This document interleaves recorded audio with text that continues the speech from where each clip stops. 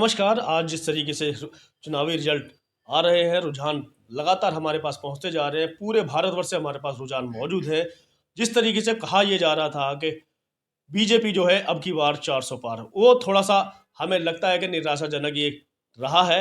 लेकिन प्रदर्शन काफ़ी बेहतर रहा है और रुझानों में बाकायदा दिखाया जा रहा है कि बीजेपी जो है बहुमत का आंकड़ा पार करने वाली है। अगर हम बात करें पूरे भारत की, तो लगभग लगभग 272 सीटों से का जो आंकड़ा होता है उससे कहीं आगे पहुंच गई है। 275 सीटों पर एनडीए जीत हासिल कर रही है। इंडिया गठबंधन की जब हम बात करते हैं तो इंडिया गठबंधन का हवा बहुत बनाया गया था, मगर उसके बावजूद हमें नजर आ रहा है कि टक्कर तो दे रही है मगर सरकार बनती हुई नजर नहीं आ रही है। अब बात करेंगे हम अलग अलग राज्यवार, किस तरीके से कहां कहां चुनाव में जीत हासिल हो रही है और किस तरीके से इंडिया और एनडीए में जो लड़ाई है वो जबरदस्त कांटे की टक्कर देख। सबसे बड़ा जो राज्य कहा जाता है वो उत्तर प्रदेश का, और उत्तर प्रदेश में इंडिया गठबंधन जो है वो बीजेपी पर यानी कि एनडीए गठबंधन पर हावी होता दिखाई दे रहा है। 80 सीटों के रुझानों में लगभग लगभग जो है 48 सीटों पर जो है वो इंडिया गठबंधन आगे है, और एनडीए जो है वो 32 सीटों पर आगे दिखाई दे रहा है। बाकी अन्य एक दो हैं हमारे साथ मौजूद है। परवीन जी भी न्यूज़ 24 के एडिटर है, और बात करेंगे सीधे सीधे राजस्थान पर इनका क्या कहना है, क्या मानना है। फिर इसके बाद हम आपको राज्यवार एक एक चीजें दिखाएंगे। बात करेंगे राजस्थान से। परवीन जी, क्या लगता है कि आपको राजस्थान में क्या मामला चल रहा है अभी? देखिए सुनील जी, अगर राजस्थान की जो हॉट सीटें मानी जा रही हैं, एक तो जो मतलब जो नेता है, जो पूर्व मुख्यमंत्री अशोक गहलोत हैं, उनके बेटे वैभव गहलोत हैं, वो जालोर सिरोही इस लोकसभा चुनाव से लड़ रहे हैं। और दूसरी तरफ है बाड़मेर, जैसलमेर बाड़मेर से रविंदर सिंह भाटी। लेकिन वो ये दोनों पिछड़ रहे हैं, रविंदर सिंह भाटी भी पिछड़ रहे हैं और वैभव गहलोत भी पिछड़ रहे हैं। तो आपको मैं बता दूं कि लुम्बाराम चौधरी हैं जो अभी 28,000 वोटों से आगे चल रहे हैं, और उम्मीदाराम बेनीवाल हैं वो भी 23,820 वोटों से आगे चल रहे हैं। और जोधपुर से गजेंद्र सिंह शेखावत से बीजेपी से हैं, वो भी आगे चल रहे हैं। अब देखने वाली बात है कि अब अभी 10 बजे हैं, लेकिन ये उतार चढ़ाव और चलेगा, क्योंकि अभी 2-3 लाख ही वोट हुए हैं जालोर शिविर में। ये कहा जाए कि अभी ये है कि सिर्फ रुझान है, रुझान है, सीटों में बदलाव नहीं है अभी। हाँ, जैसे 28,000 की लीड चल रहा है, कोई जी 27,000 की लीड चल जी रहा जी है। जी जी। ये कोई फिक्स दायरा नहीं है। हम्म। और भी पोलिंग बूथ है जहां पर वोटिंग ज्यादा है, कम बूथ ज्यादा है, वहां भी अभी पेटियां खुलने वाली बाकी है। तो जैसा आप सुन रहे हैं कि अभी तो रुझान हुए हैं और लगभग अभी 10:15 का वक्त हुआ है, लगभग 2 घंटे से आसपास ही हुआ है जी जी। रुझान आते हुए। अब हम चलते हैं दिल्ली की ओर। दिल्ली में जिस तरीके से बताया ये जा रहा है कि इंडिया और एनडीए के गठबंधन जो है बराबर टक्कर पे रहेगा, मगर यहाँ हमें साफ साफ जो इलेक्शन कमीशन की साइट है उससे दिखाई दे रहा है कि बीजेपी 6 सीटों पर जीत दर्ज करने वाली है और 1 सीट जा रही है कांग्रेस के खाते में। अब बात करेंगे हम यहाँ पर आपके सीधे सीधे सबसे पहला जो नंबर आता है वो आता है दिल्ली का चांदनी चौक इलाका, जिसमें हम चांदनी चौक की जो नंबर 1 सीट कही जाती है उसमें हम आपको बता दें कि जेपी अग्रवाल जो कि नेशनल कांग्रेस यानी कांग्रेस के उम्मीदवार हैं वो लीड बनाए हुए हैं लगभग 6,856 वोटों से। इसके साथ ही बीजेपी के जो लोग परवीन खंडेवाल जी थे वो पीछे चल रहे हैं 6,856 वोटों से। यहाँ पर लीड देखा जाए तो एक तरह से कांग्रेस की जीत हासिल होती हुई नजर आ रही है। इसके साथ ही हमारे साथ थे बीएसपी से जो अबुल कलाम आजाद जी थे, उनको अब तक जो है 2 घंटे के दौरान 685 वोट मिल चुके हैं। बीएसपी की अगर बात देखा जाए जी। तो मुझे लग रहा है कि ऑल इंडिया में अगर एक सीट लाए वो भी काफी है बीएसपी नहीं, का। आप कैसे कह सकते हैं कि बीएसपी ने तो लगभग 450 के आसपास लोगों को उतारा है सीट पर, तो एक भी सीट नहीं आएगी ऐसा कैसे? देखिए आप देख सकते हैं, किसी को 1,000 से ज्यादा वोट नहीं मिल पा रहे लोकसभा में। हम्म। 200, 300, 400, 500 ये ज्यादातर रुझान आ रहे हैं। तो आपको लगता है कि क्या है, कोई कहीं ना कहीं ये समाज की बेरुखी है या ईवीएम की गड़बड़ है जिस तरीके से कहा जाता है, या फिर कुछ और ही कारण नजर आता है आपको? नहीं नहीं, कुछ और ही कारण है कि समाज अब बिल्कुल अब पायदान खिसक रहा है, मतलब दूर जा रहा है। क्योंकि अभी जो एक मौका था कि लोगों के सब में दिमाग में यही था कि अगर संविधान को बचाना, लोकतंत्र को बचाना है, तो हमें इंडिया अलायंस का मतलब साथ देना पड़ेगा। अगर बीजेपी को हटाना है तो इंडिया गठबंधन का साथ दे। तो इस रुझान से लोग हैं वो सब इंडिया में वो वोट कर रहे हैं। लेकिन अब देखा जाए, वापस इलेक्शन की बात करें वोटों की, तो राजस्थान में 13-9, मतलब बीजेपी 13 सीटों पे चल रही है और कांग्रेस है 9, और अदर पार्टियां हैं जो एक एक, सीपीआई है, बीटीपी पार्टी है, वो एक एक सीट पे आगे चल रही है। और देखा जाए तो अभी लुम्बाराम चौधरी भी, उनकी भी बढ़त धीरे धीरे कम हो रही है। वैभव गहलोत की बढ़त अब थोड़ी ज़्यादा बढ़ रही है। रविंद्र सिंह भाटी की वो उम्मीदवार बेनीवाल और भी ज़्यादा चल रहे हैं तेज। अब दिखाने की बात यह है कि रविंद्र सिंह भाटी मुश्किल है, लग रहा है कि वो अभी लोकसभा को, इस चुनाव को फाइट करेंगे। फिर वो हम वापस चलते हैं दिल्ली की ओर। सीट नंबर 2 जिसे कहा जाता है, नॉर्थ ईस्ट दिल्ली की ये सीट है और इसके ऊपर भारतीय जनता पार्टी ने के जो मनोज तिवारी जी हैं वो बढ़त बनाए हुए हैं और दोबारा से वो लगता है कि अब एमपी बनने वाले हैं। कन्हैया जिस कुमार तरीके पिछड़ से रहे हैं। हाँ, कन्हैया बिल्कुल कुमार बिल्कुल पिछड़ रहे हैं। बिल्कुल बिल्कुल। यहाँ पर कन्हैया कुमार जिस तरीके से हवा बनाई गई थी, जीतने की कोशिश में थे और जिस तरीके की रैलियों में उनकी भारी भीड़ देखी गई थी, कन्हैया वो कुमार जो उन्नीस है हजार वोटों से पिछड़ रहे हैं। वो लगभग लगभग 53,000 वोट उन्हें मिले हैं और 20,000 वोटों से लगभग पीछे चल रहे हैं। अब क्या कारण है कि इतनी हवा बनाई गई और उसके बावजूद भी 20,000 वोटों से पीछे? क्या लगता है आगे परवीन जी आपको यहाँ पर? देखिए, धर्म के नाम पर वोटिंग जारी है। आपको पता है कि मनोज तिवारी ने, अभी में हम उनकी सर्वे भी करने गए थे तो लोग वहाँ मनोज तिवारी नहीं आए हुए हैं, लेकिन सत्ता में मोदी चाहिए उनको। धर्म के नाम पर राजनीति करनी है उनको। तो एक कन्हैया कुमार का अगर एक छवि जो बनी थी कि ये टुकड़े टुकड़े गैंग है, क्या करेगा क्या नहीं करेगा, इस तरह से उनके पर एक माहौल खराब कर दिया था। तो थप्पड़ भी मारी गई थी कन्हैया कुमार की रैलियों में भी।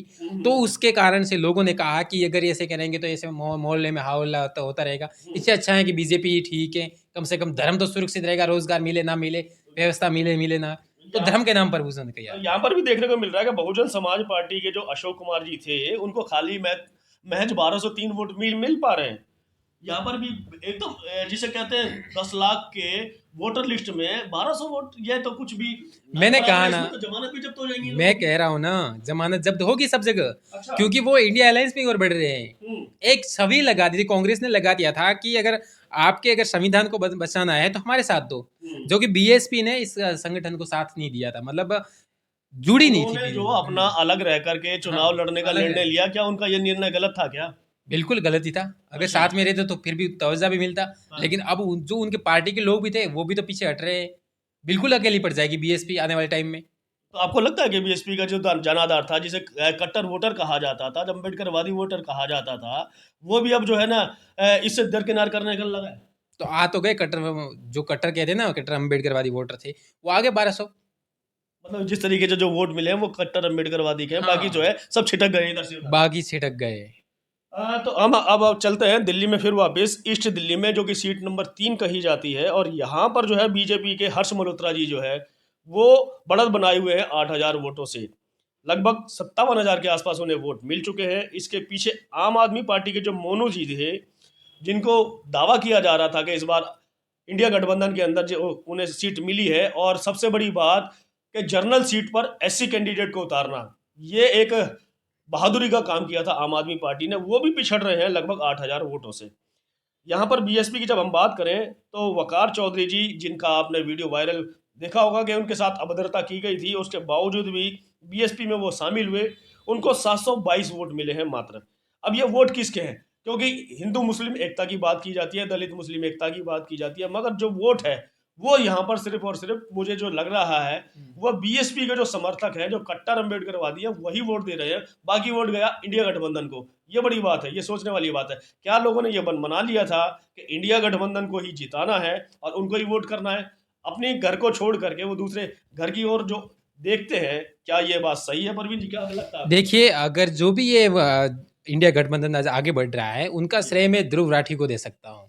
क्योंकि अच्छा। जिस तरह से उन्होंने वीडियो बनाया, एक 100 करोड़ का टारगेट बनाया था कि जितने लोगों को जागरूक किया जाए, जैसे अब ध्रुव राठी ट्रोल भी हो रहे हैं लगातार, लेकिन ये जो भी ये वोट बैंक बढ़ रहा है कांग्रेस का, इसका श्रेय मैं पूरा ध्रुव राठी को दूंगा। क्योंकि उन्होंने बीजेपी को किस तरह से एक नंगा किया है, उसमें मतलब अपने खुद को नहीं बचाया, खुद की जान की परवाह नहीं करी, यूट्यूबर होने के बावजूद भी, लेकिन उन्होंने फिर भी ये श्रेय मैं उनको देना चाहता हूँ।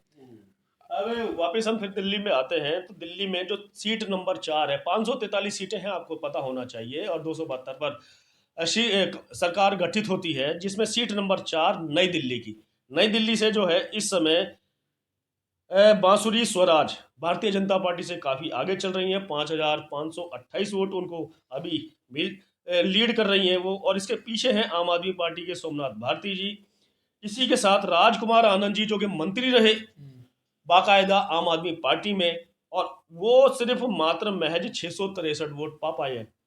47 फिर से हजार वही फिर से वही बात, क्या आपको सब बीएसपी का जो वोटर है, कट्टर वोटर है, उसके अलावा वोट नहीं मिलता है, अगर या देखिए फिर आपने अपनी छवि इतनी खराब कर दी है कि लोग बाग आप पे अब विश्वास ही करना बंद कर दिया लोगों ने। देखिए, अगर ये मंत्री थे राजेंद्र पाल जी, राजकुमार आनंद जी, उनको सिर्फ 663 वोट मिले, क्योंकि वो आम आदमी पार्टी से लोकसभा में उन सांसद बने थे। लेकिन जैसे ही इस्तीफा दिया तो फिर वही पार्टी हो गई कि हमें तो इंडिया गठबंधन की ओर बढ़ना है, बसपा में हम सिर्फ है कि बसपा से अगर वोट देंगे तो मतलब बीजेपी को फायदा पहुंचाना है। तो उन्होंने राजकुमार आनंद खुद ये अपने पैरों पे कुल्हाड़ी मारी, अगर मैं सही कहूँ तो। लेकिन अब बात ओवरऑल की जाए, राजस्थान में फिर बढ़ता हूँ कि राजस्थान की क्या दशा और दिशा है। तो एक मिनट, इसको वीडियो तो जैसे कि देख रहे हैं कि अब राजस्थान की बात बार बार की जा रही है, और राजस्थान जो है एक बड़ा राज्य है, और यूपी की जब हम बात कर रहे हैं तो यूपी में भी जो इंडिया गठबंधन की बात की जाए उसमें तो लगातार चल रही है। अब राजस्थान पर जब हम वापस आते हैं तो बात करेंगे परवीन भाई से, क्या चल रहा है राजस्थान का माहौल। देखिए, राजस्थान में बीजेपी 13 पे है, कांग्रेस 9 पे, सीपीआई 1 पर है, आरएलटीपी 1 है, और अदर जो है एक बीटीपी पार्टी है वो भी 1 सीट पर है। अब देखी जाए कि अब ओवरऑल में देखे जाए तो अब मैं बताता हूं आपको, जोधपुर वाली जो हॉट सीट बताया जा रहा है वहां पर गजेंद्र सिंह शेखावत हैं, जो 8,916 वोटों से आगे चल रहे हैं, और करण सिंह हैं, वो 8,916 वोटों से पिछड़ रहे हैं, जो है कि कांग्रेस पार्टी से हैं। अब दूसरी तरफ फिर से देखा जाए तो अलग अलग जालोर सिरोही की हम सीट जालोर सिरोही की बात करें तो वैभव गहलोत वापस 38,000 वोटों से पिछड़ रहे हैं, और लुम्बाराम चौधरी जो काफ़ी आगे चल रहे हैं। और जैसलमेर बाड़मेर की बात करूं अगर मैं, तो उम्मीदवार बेनीवाल हैं, वो 34,000 वोटों से आगे चल रहे हैं, जो अभी मैंने कुछ दिन टाइम पहले बोला था 27,000 वोट की लीड थी, अब वो 34,000 की लीड हो गई है। उम्मीदवार बेनीवाल आगे बढ़ रहे हैं, और रविंद्र सिंह भाटी 34,000 वोटों से पिछड़ रहे हैं। तो ये मैं आपको बता दूं, और कि जो भी कैलाश चौधरी हैं वो भी कम कम वोट आ रहे हैं। बाकी तारा मैना है, वो 7,629 वोटों से सिर्फ उनको 7,629 ही वोट मिले हैं। बाकी तो और भी काफ़ी लोग हैं, कम से कम नोटा भी आगे चल रहा है, 2,337 वोट मिले मगर उनको भी। नोटा को भी वोट दिए जा रहे हैं। नोटा को वोट दिए जा रहे ये हैं। तो कमाल की बात हो गई। छोटी छोटी पार्टियों को वोट नहीं मिल रहे, इतने नोटा को वोट मिल रहे हैं। हाँ, हाँ। जी जी। तो मतलब वही लोग बाग जो है सरकार से और विपक्ष से नाखुश दिखाई देते हैं जो नोटा को वोट कर रहे हैं, ऐसा ही है। बिल्कुल बिल्कुल बिल्कुल। नोटा ज्यादा वोट लेके आ रहा है। बिल्कुल। एक बीकानेर की हॉट सीट है, जो जी। अर्जुन मेघवाल, हम्म, अभी वो आगे बढ़ रहे हैं, गोविंद राम मेघवाल को पछाड़ रहे हैं। हम्म। जो गोविंद राम मेघवाल हैं वो कांग्रेस से हैं, वो 16,000 अर्जुन मेघवाल तो पहले भी मंत्री रह चुके मंत्री हैं। रहे हैं, लेकिन जी। फिर से 16,000 वोटों से अब अर्जुन लाल मेघवाल हैं, वो हम्म, आगे बढ़ रहे हैं, लेकिन कुछ टाइम पहले वो पिछड़ रहे थे। हम्म, हम्म। बाकी नॉर्मली है वोट 200 300 ये सब वोट कटवे ही लग रहे हैं। हाँ, तो आपको लग रहा है कि जिस तरीके से राजस्थान में रुझान चल रहा है, तो यहाँ पर भी लगभग लगभग जो हमने कहा था कि अब जो है एनडीए की सरकार जो है वो बनती हुई दिखाई दे रही है, और उसमें भी अब ये लग रहा है कि इंडिया गठबंधन की जब हम बात करते हैं तो इंडिया गठबंधन लगातार आगे तो बढ़ रहा है, मगर लक्ष्य को प्राप्त करता हुआ दिखाई नहीं दे रहा है। हम बात करने जा रहे हैं अभी इस समय फिर से वापस दिल्ली में, और दिल्ली की अगर हम बात करें ईस्ट दिल्ली में, जैसे कि हमने बता दिया, अब नई दिल्ली का हाल हमने आपको सुना दिया। इसके बाद आती है 5वें नंबर की seat, north west seat, north west Delhi. North west Delhi के अंदर अगर हम बात करें तो भारतीय जनता पार्टी के जो योगेंद्र चंदोलिया जी हैं, वो 33,000 वोटों की लीड बनाए हुए हैं। इसका मतलब ये है कि इनकी जीत लगभग लगभग निश्चित हो चुकी है। बात करें कांग्रेस की, तो उदित राज जी यहाँ पर जो पहले बीजेपी में मंत्री रहे, फिर उसके बाद उनको छोड़ करके कांग्रेस में शामिल हुए, उदित राज पिछड़ रहे हैं, और वो बहुत पिछड़ रहे हैं, लगभग 33,000 हार के कगार पर, जिसे कहा जा रहा है कि लोगों ने शायद इन्हें नकार दिया है, चाहे वो मंत्री पद से रहा हो, चाहे वो इस्तीफा देने का, चाहे इधर से उधर उनकी सीट बदली करने का मामला हो। यहाँ पर जो बीएसपी के प्रत्याशी थे विजय बौद्ध जी, उनको मात्र अभी 2-2.5 घंटे के काउंटिंग में 838 वोट मिलते हुए दिखाई दे रहे हैं। ये जो तीन पार्टियां नेशनल पार्टियां कहलाई जाती हैं, हम ज़्यादातर विश्लेषण तीन ही लोग पार्टियों का कर रहे हैं, क्योंकि तीसरे नंबर की पार्टी कहे जाने वाली जो पार्टी है बीएसपी, उसमें अगर वोटर नहीं है तो ये समझ लीजिए कि जिस तरीके से एक कयास लगाया जा रहा था नेशनल पार्टी होने का, उसको अब तमगा भी शायद इलेक्शन कमीशन छीन ले। ये इस बात में नजर आता है कि जिस तरीके से वोट ना के बराबर मिल रहा है, ये कहें कि घर के ही वोट इन्हें प्राप्त हो रहे हैं, तो ये कोई बड़ी बात नहीं होती, अतिशयोक्ति नहीं होगी। ये भी भूल से लग रहा है कि वोट आए हैं। आप भूल बता रहे हैं इसे। और क्या। मतलब भूल से वोट कर रहे हैं लोग लोग बीएसपी भूल को। से कर रहे हैं। जो बीएसपी जागरूक का भी कोई वजूद बचा नहीं है क्या? क्या कहाँ बसा है, कहीं नहीं बसा है। हम्म, उनकी ना ग्राउंड ना कोई जमीनी स्तर से कोई नेता है। आकाश आनंद लगातार कोशिश कर रहे थे, उनको भी पीछे खींच लिया कि भाई इतना आगे नहीं दौड़ना, हमें बीजेपी का भी ख्याल रखना है। इस तरह से बातें हो रही सोशल मीडिया पर, क्योंकि आकाश आनंद लगातार बीजेपी को और कांग्रेस को टक्कर दे रहे थे, लेकिन मायावती जी ने आकाश को पीछे खींच लिया। अब हम वेस्ट दिल्ली में बात करते हैं, जो कि सीट नंबर 6 कही जाती है। इसमें भी जो है भारतीय जनता पार्टी लगभग 27,000 वोटों से बढ़त बनाए हुए है। महाबल मिश्रा जी, जो आम आदमी पार्टी इंडिया गठबंधन के प्रत्याशी थे, उन्हें मात्र 78,000 वोट मिल रहे हैं, और कमलजीत सहरावत को मिल रहे हैं 1,05,000 वोट। ये बहुत बड़ी बात है। और यहीं पर जो बहुजन समाज पार्टी से लड़ी लड़ी थी विशाखा आनंद जी, उनको मात्र 842 वोट। फिर से वही बात, सिर्फ घर के वोट। बड़ी बात यह है कि ये चंद्रशेखर आजाद भी आगे चल रहे हैं नगीना सीट से। हाँ, नगीना सीट से तो उनका अब दावेदारी निश्चित हो गई है कि शायद वो अब जीत भी सकते हैं। चंद्रशेखर आजाद आगे चल रहे हैं। और लास्ट फाइनल में फिर से बता दूं कि जालोर सिरोही से लुम्बाराम चौधरी आगे चल रहे हैं, वैभव गहलोत थोड़े पीछे चल रहे हैं। और बाड़मेर जैसलमेर सीट से उम्मीदवार बेनीवाल आगे चल रहे हैं, रविंदर सिंह भाटी पिछड़ रहे हैं। और जोधपुर सीट से और गजेंद्र सिंह शेखावत वो आगे चल रहे हैं। तो दोस्तों आगे जैसे वीडियो बनाते रहेंगे, हम आपको ये जानकारी देते रहेंगे। सुने जी। अभी हम आपको जो 7 नंबर सीट, यानी कि दिल्ली में कुल 7 ही सीट हैं लोकसभा की, 1 2 3 4 से लेकर के 7 तक पूरी दिल्ली में ही काउंट होती हैं। अब हम आपको आपका साउथ दिल्ली, जो कि दिल्ली की सीट है, उसका भी ख्याल बता रहे हैं कि रणबीर सिंह बिधूड़ी अभी तक जो कि पीछे चल रहे थे सहीराम पहलवान से, इंडिया गठबंधन के जो प्रत्याशी हैं, उन्होंने अब पिछाड़ दिया है सहीराम पहलवान जी को, और रणबीर सिंह बिधूड़ी जी अब 11,000 वोटों से आगे हो चुके हैं, बीजेपी के प्रत्याशी हैं। और यहाँ भाई जीत बीजेपी की ही होती दिखाई दे रही है। यहाँ पर बीएसपी ने प्रत्याशी बनाया था अब्दुल बासित जी को, जो कि बहुजन समाज पार्टी से थे। उन्हें मात्र मिल रहे हैं 1169 वोट। 1 लाख की पिछड़। अब लाखों की संख्या में सिर्फ हजारों के वोट, ये हजम नहीं होता है। तो आप देख सकते हैं कि बीएसपी ने जो दिल्ली के अंदर दमखम दिखाने की बात की थी, उलटफेर करने की बात की थी, इंडिया गठबंधन और बीजेपी गठबंधन में लड़ाई सीधे सीधे बताई जा रही थी, तो वो भी सब दरकिनार हो चुका है। और बीजेपी जो है 7 में से 6 सीटों पर काबिज होती दिखाई दे रही है। कुछ देर बाद हम आपसे फिर मिलेंगे पूरा विश्लेषण लेकर के। पूरा विश्लेषण एक बार बता दीजिए, सुने। और एक बार हम फिर से आपको बता देते हैं कि लगातार जिस तरीके से पूरे भारत की अगर हम बात करें, तो पूरे भारत में जो है वो 543 सीटों में से अभी हालिया जो जवाब है, नतीजा है, रुझान जो दिखाए जा रहे हैं, वो एनडीए गठबंधन जो है वो पूरा बहुमत का आंकड़ा पार कर चुका है। लगभग 280 सीटों पर इस समय वो बढ़त बनाए हुए है। और जो हम कह सकते हैं 200, अब धीरे धीरे बढ़ते हुए 287 सीटों पर आ चुका है। अब देख लीजिए 287 सीट, इसका मतलब कहीं ना कहीं पब्लिक के अंदर जोश है, खरोश है, और आज भी जो है बीजेपी अपने रुतबे को कायम करके रखी हुई है। ये बड़ी बात है। अब ये हम बताएंगे आपको अगले वीडियो में, लगभग 2 बजे के आसपास फिर हम आपसे मुलाकात करेंगे। तब तक आप देखते रहिए कि क्या उलटफेर होता है। इसी के साथ मैं सुनील है और परवीन चौधरी साहब।